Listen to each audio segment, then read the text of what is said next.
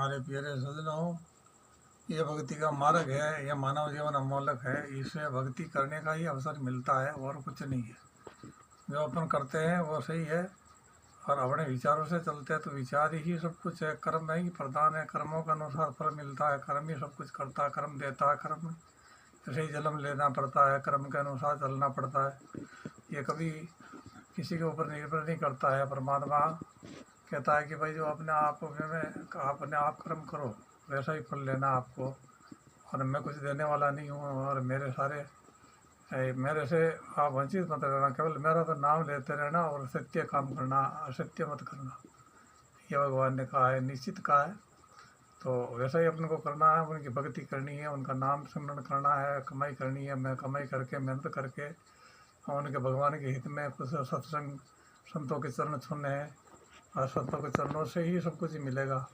बाकी कहीं मिलने वाला नहीं है। कहीं पे भी चले जाओ, भगवान ने जो दिया है वो ही सब कुछ अपन को दे रखा है, और उन्हीं के अनुकूल चलना अपन को जरूरी अर्जेंट है।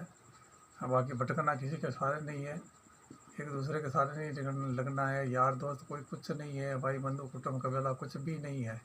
ये एक भ्रम जाल है। भ्रम जाल में उलझ करके अरे नैया डूब गई मझधार, अरे पार कौन उतारेगा।